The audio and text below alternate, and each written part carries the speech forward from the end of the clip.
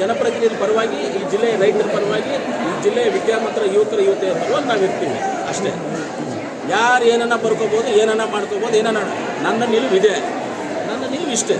ಮೊನ್ನೆ ನಿಮ್ಮ ಟಿ ವಿಗಳಲ್ಲೇ ಬಂತು, ಪತ್ತೂರು ಮಂಜಿಯವರು ಎಲ್ಲೋ ಟ್ರಿಪ್ ಹೋಗ್ತಾ ಇದ್ದಾರೆ ಅಂತ. ಆ ಸುಳ್ಳು ಮಾಹಿತಿಗಳಿಗೆಲ್ಲ ನಾನು ಭಯಪಡಲ್ಲ.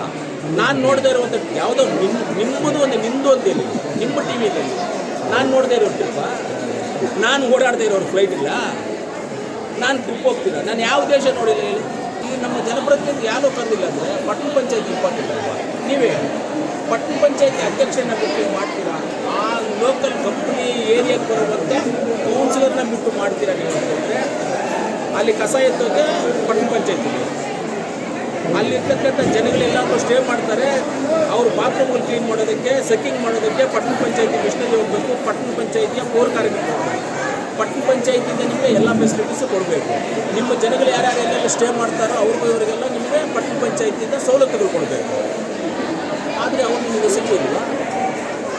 ಅವ್ರು ಬೇಕಾಗಿಲ್ವಾ? ಜನಪ್ರತಿನಿಧಿ ಯಾರು ಬೇಕಾಗಿಲ್ವಾ?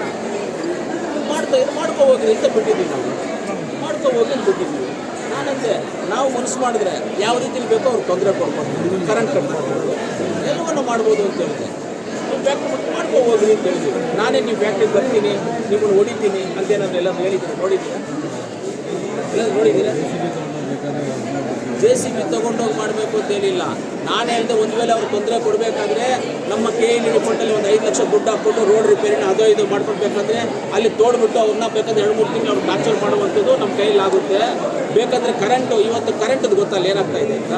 ಇವತ್ತು ಇಂಡಸ್ಟ್ರಿಯಲ್ ಏರಿಯಾಗೆ ಹೋಗ್ತಾ ಇದ್ದು ವೇಮಗಲಲ್ಲಿ ಕರೆಂಟು ನಮ್ಮ ವೇಮಗಲ್ ಊರಿಂದ ವೇಮಗಲ್ ಡೌನ್ ಏನಿದೆ ಆ ಡೌನಿಂದ ಹೋಗ್ತಾ ಇರೋ ಕರೆಂಟು.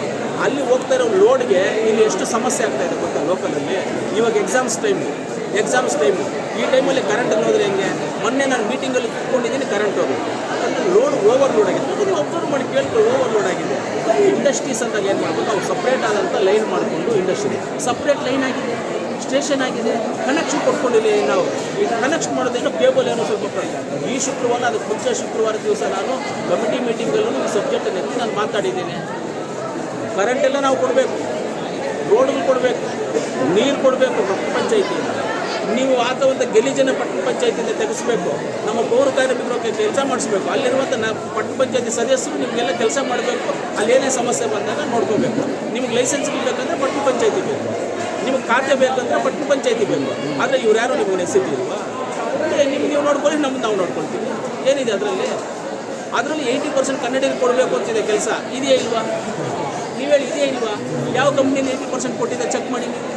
ಯಾವುದೋ 1-2 ಕಂಪ್ನಿ ಇರ್ಬೋದು. ಇನ್ನು ಯಾವ ಕಂಪ್ನಿನಲ್ಲಿ 80% ಕನ್ನಡಿಗರು ಕೊಟ್ಟವ್ರೆ ಇವರು? ಬೇಡ. ಸರಿ, ಅವರು ಇನ್ವೆಸ್ಟರ್ ಪರವಾಗಿದ್ದಾರೆ, ನಾನು ರೈತರ ಪರವಾಗಿದ್ದೀನಿ, ನಮ್ಮ ಲೋಕಲ್ ಜನಪ್ರತಿನಿಧಿ ಪರವಾಗಿದ್ದೀನಿ, ಲೋಕಲ್ ಊರಿನ ಪರವಾಗಿ ನಾನಿದ್ದೀನಿ. ಇನ್ವೆಸ್ಟ್ಮೆಂಟ್ ಪರವಾಗಿರೋರು ಇಟ್ಕೊಳ್ಳಿ. ನನಗೆ ಇನ್ವೆಸ್ಟರ್ ಬೇಕಾಗಿಲ್ಲ, ನನಗೆ ಇನ್ವೆಸ್ಟರ್ ಬೇಕಾಗಿಲ್ಲ. ಚರ್ಚೆ ಮಾಡೋದಕ್ಕೆ ಒಂದು ವೇದಿಕೆ ಇತ್ತು, ಬಟ್ ಯಾವ ವೇದಿಕೆ ಇತ್ತು? ನಾನೇನಕ್ಕೆ ಹೋಗ್ಬೇಕು? ಏನಕ್ಕೆ ಹೋಗ್ಬೇಕು? తెలుగులో ಒಂದು ಗಾದೆ ಇದೆ, పిలుపున ఉండే పేరెంట్ కొత్త పాస్ చెప్తా కొట్టట్లా ಅಂತ ಒಂದು ಗಾದೆ ಇದೆ. ಗಾದೆ ಏನಂದರೆ, ಕರೆದೇ ಇರೋ ಮದುವೆಗೆ ಹೋದರೆ ಹಳೆ ಚಪ್ಪಲಿ ನೋಡಿ ನಾವೇನಕ್ಕೆ ಹೋಗ್ಬೇಕು? ಅವ್ರು ಕರೆದೇ ಇದ್ದಾಗ ನಾವೇನಕ್ಕೆ ಹೋಗ್ಬೇಕು? ನಮಗೇನು ಅವ್ರ ಹತ್ರ ನೆಸಿಟಿ ಏನಿಲ್ಲ, ಅವ್ರ ಹತ್ರ ರೋಲ್ ಕಾಲ್ಗೆ ಹೋಗಿಲ್ಲ, ಅವ್ರ ಹತ್ರ ದುಡ್ಡು ಕೊಡಿದ ಕೇಳಿಲ್ಲ, ಅವರೇ ನಮ್ಮ ಹತ್ರ ಬರೋದು ಬೇಕಾಗಿಲ್ಲ. ನಮಗೇನು ನಮ್ಗೆ ಅಂಥ ನೆಸಿಟಿ ನಾವೇನಕ್ಕೆ ಹೋಗ್ಬೇಕು?